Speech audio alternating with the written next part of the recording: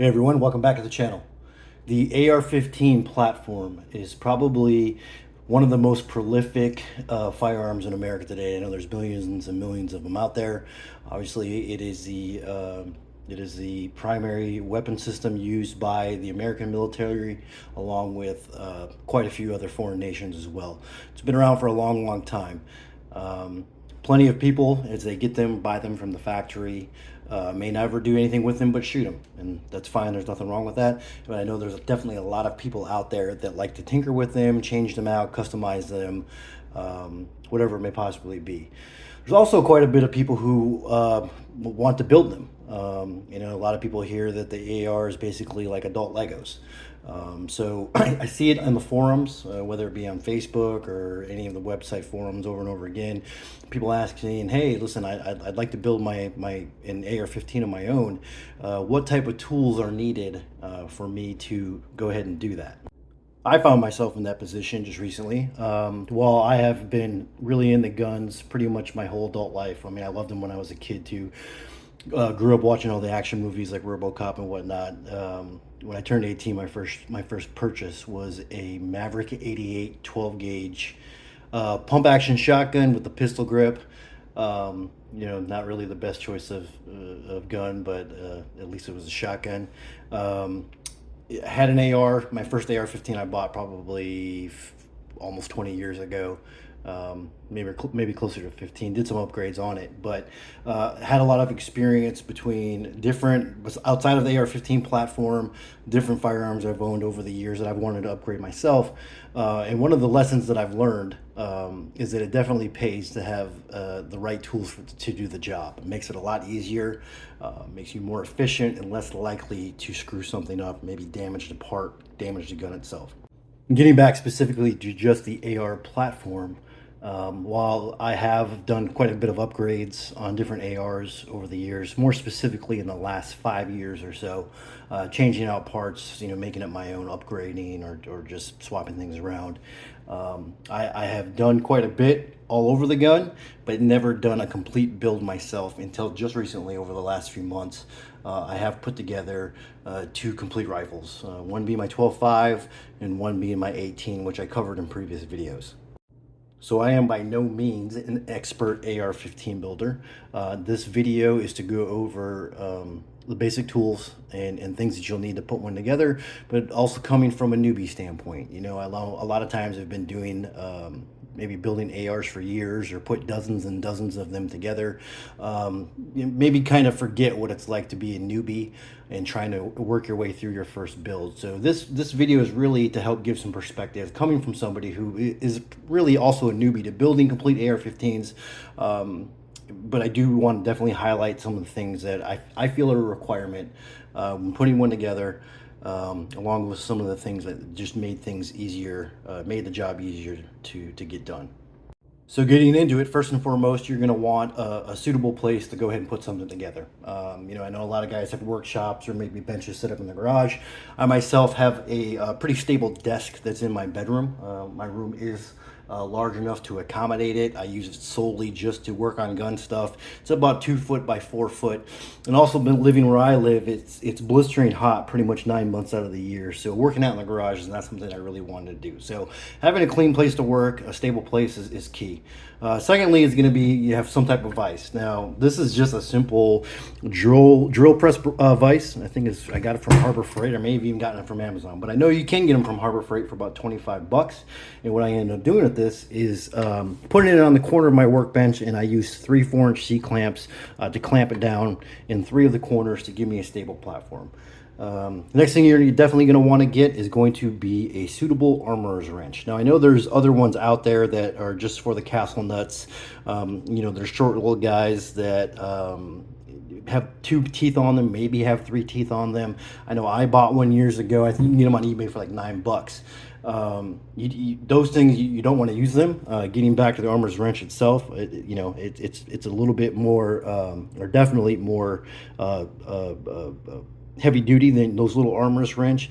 It also gives you provisions to put in a torque wrench, and that's one of the key things, is that you want to be able to properly torque down not just your castle nut on your receiver extension, but also your barrel nut. Now, most armorers tools will the barrel nuts part of it will only be for mil spec barrel nuts. If you have if you're using an aftermarket handguard, a lot of them have specific barrel nuts that you're going to use with them, but they usually come with the rail that you order. Like you see, this one here is for Forward Controls Design. This one here was for Ballistic Advantage, but you'll notice that both of them have provisions to put in a torque.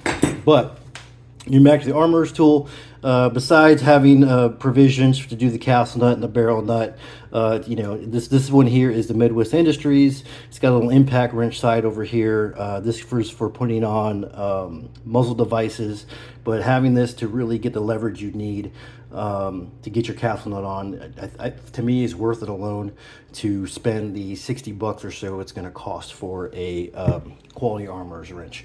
Next thing you're going to want is something to be able to hold the gun up. So you know, you're typically going to be working on an upper and a lower separately. Sometimes you can work it together, but this tool right here is called a Magpul Bev block, and I can put it into my bench vise here. Once you put it in upside down, you can drop the gun on it into the magazine well. But I think what more importantly, this here fits into your upper receiver for when you're tightening down the barrel nut, when you are putting it on muzzle devices, whether it be taking them off or putting them on. But this here fits into the opening of your barrel, in through your barrel extension, and then you will put the bolt carrier group in here and then pin through the front takedown, so your upper will be very stable.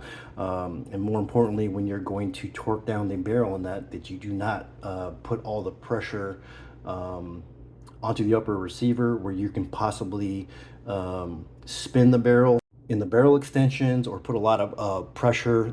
On the barrel, there's a pin that fits in a slot in your upper receiver, so you know you have the right clocking alignment to it, that you're not putting pressure on that and potentially shearing off that pin or damaging your receiver. So this is at a bare minimum of what you should use for tightening down barrel nuts and doing muzzle devices.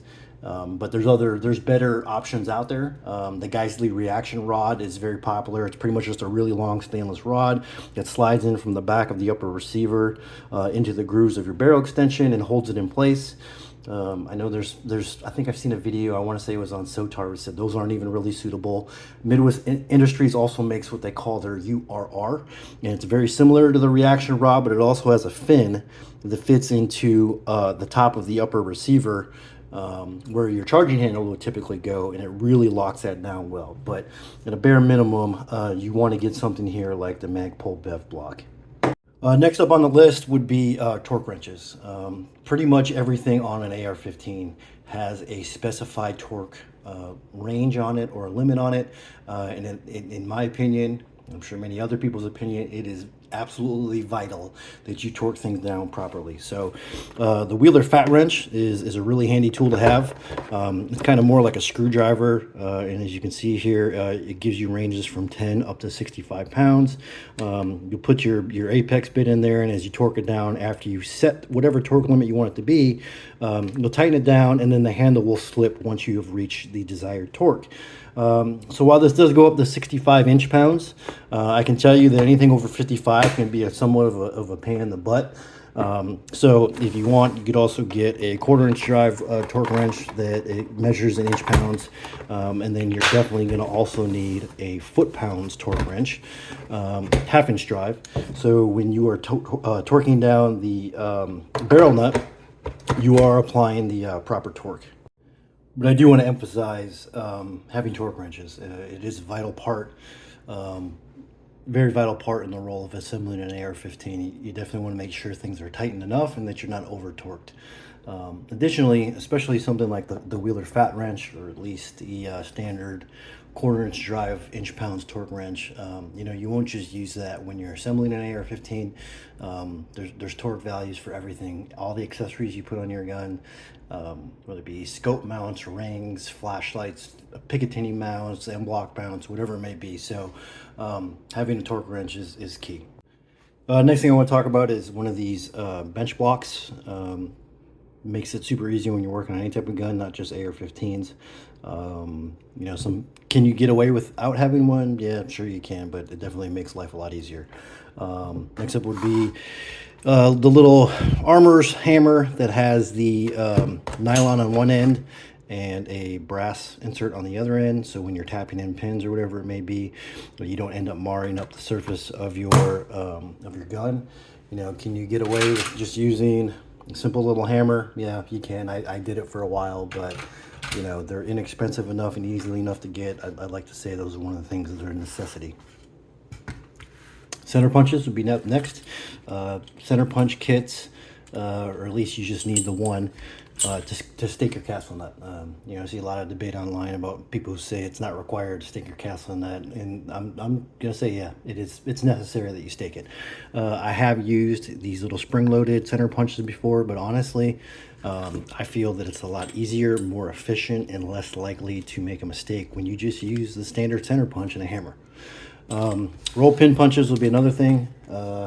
Again, can you get away with using just standard punches? Sure, you can, but you know, try to use the right tool for the job, and these are inexpensive enough. There's no reason really not to get them. Next up is going to be a receiver extension vice block. I know there's different versions out there. This one here is made by Polymer Solutions. Simple tool, really. I think it costs like 22 bucks or something like that. You can see it's 3D printed. It's split in the middle.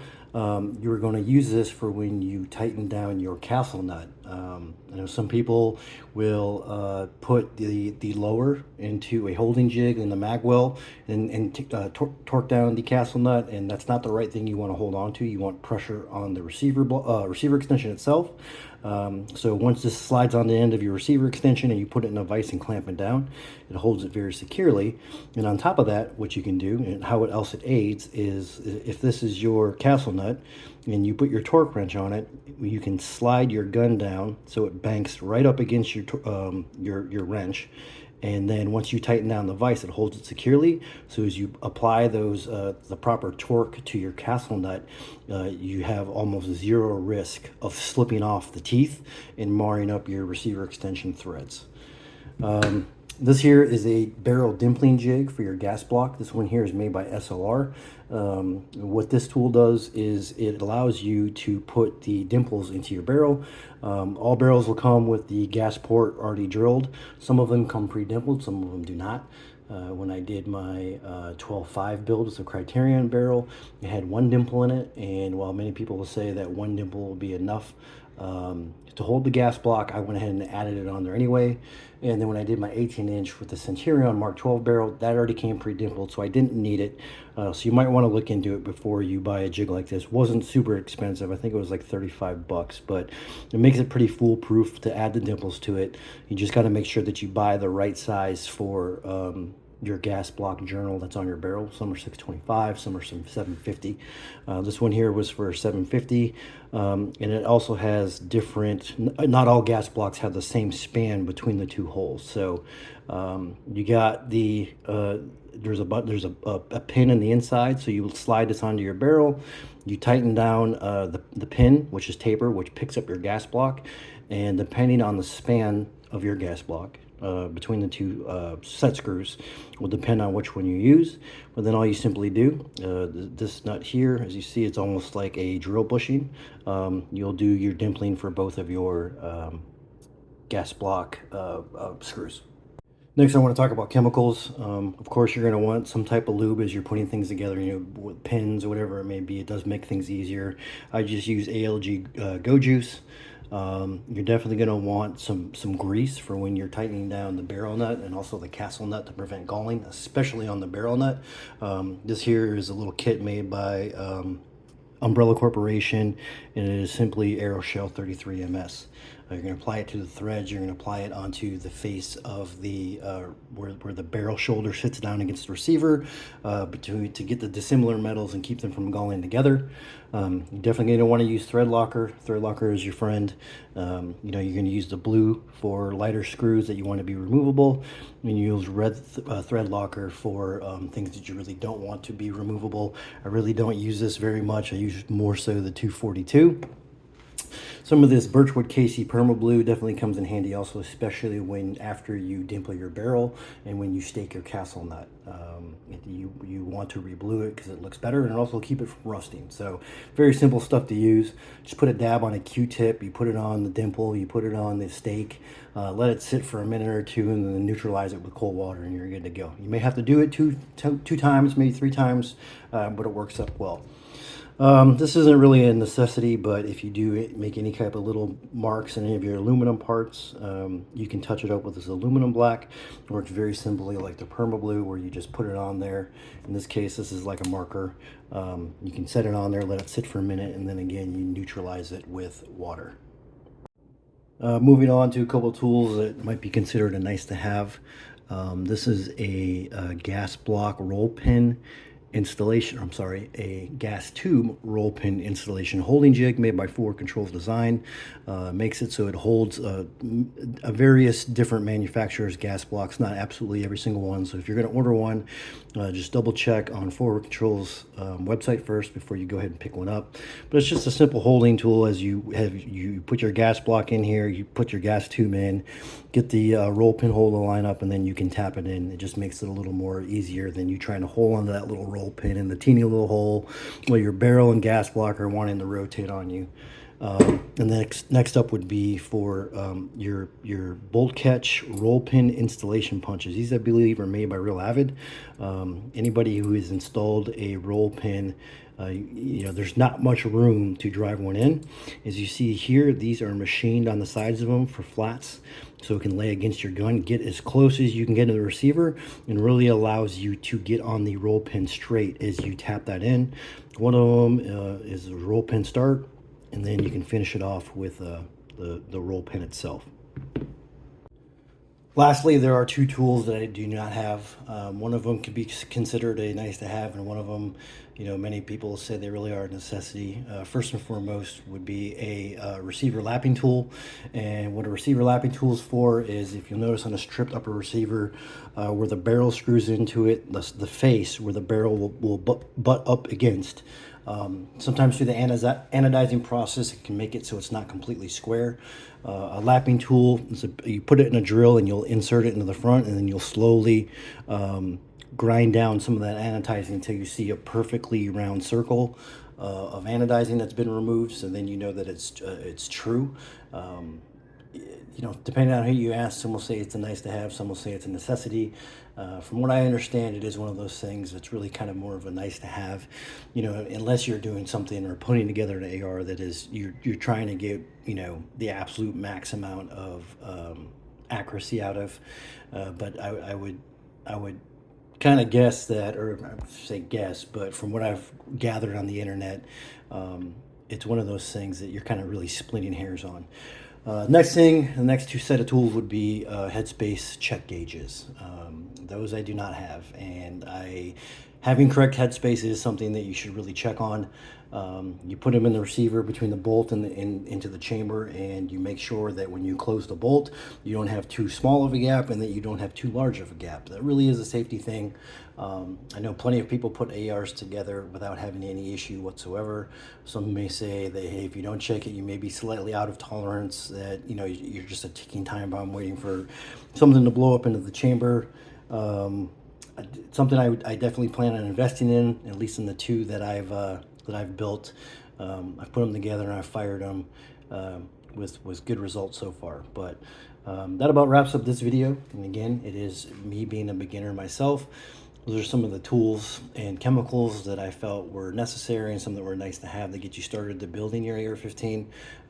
Again, I've put 2 on, along with tons of different accessories, using those tools that I went over in this video with great results. So hope that's helped somebody out. If you liked it, please like, subscribe to the channel, share it.